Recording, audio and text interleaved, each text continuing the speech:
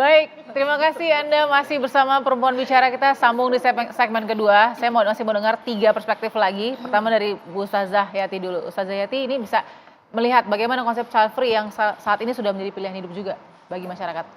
Iya, setiap ada fenomena yang terjadi, Islam itu punya jawaban.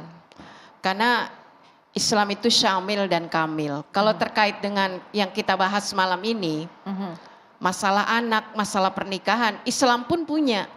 Punya cara, punya bagaimana Islam merespon dan menjawab atas segala hal-hal yang terjadi. Jadi ketika seseorang ingin menikah, maka yang diharapkan, bahkan salah satu tujuan pernikahan itu adalah dzurriyyah, keturunan. Ya, jadi ada pilihan menikah. Ada yang bilang nikah yes, punya anak no, kan kayak gitu. Mestinya kan nikah yes, punya anak, siapa takut, kan kayak gitu. Ini prinsip yang dipegang. Kenapa? Karena kehadiran seorang anak dalam sebuah pernikahan adalah sebuah anugerah besar dari Allah Subhanahu wa Ta'ala. Maka ketika ada orang tua, ada yang merasa belum siap, kemudian ada hal-hal terkait, banyak ini faktornya ketika ada pilihan.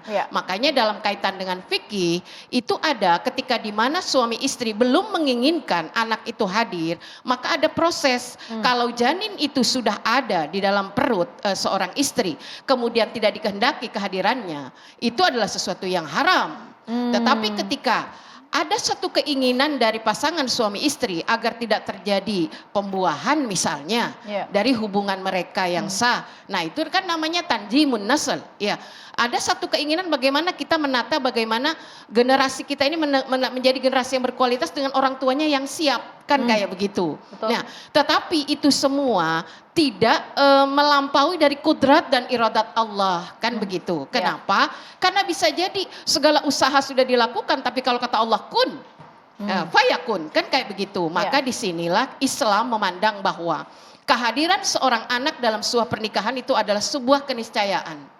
Manakala anak hadir itu dalam lingkup hubungan suami istri, maka jadikan anak itu sebagai anugerah. Jadi tidak ada unsur keterpaksaan, karena nanti ujung-ujungnya kalau ada orang tua yang merasa terpaksa memiliki anak, nanti larinya ke Mbak Zoya ini. Ini kenapa ini anak, kan kayak gitu, nggak matching sama maknya, kan kayak gitu. Nah jadi ketika kita melihat dalam pandangan Islam bahwa menikah adalah ibadah, punya anak adalah bagian dari tanggung jawab kita sebagai orang tua yang merupakan anugerah dari Allah, kan kayak begitu. Nah, prinsip yang kedua yang perlu kita pegang, anak ini adalah pengikat yang paling kuat antara orang tua dengan antara suami dan istri.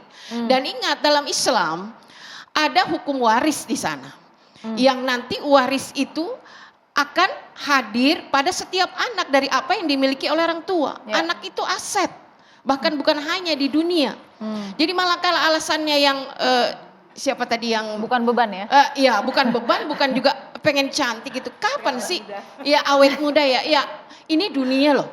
Ini dunia nak. Ya, ini nggak selamanya muda kan kayak gitu. Kalau tadi ada statement di antara kita yang mengatakan bahwa nanti kalau punya anak enak ada yang bantuin kan gitu. Nah prinsip ini dalam agama bukan bahasa bantu kemudian menjadikan anak itu sebagai alat untuk bagaimana orang tua ditopang oleh anak. Tetapi karena memang antara anak dan orang tua itu terbangun relasi yang kuat dalam agama. Yaitu terkait hak dan kewajiban.